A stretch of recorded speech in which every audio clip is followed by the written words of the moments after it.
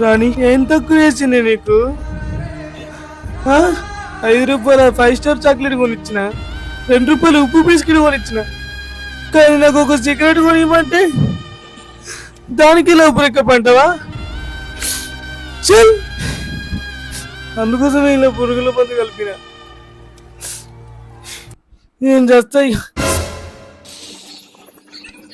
Flash back.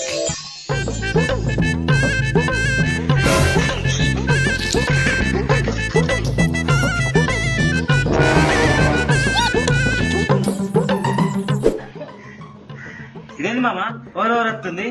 అయితే మందే కదా. ఎందుకురా?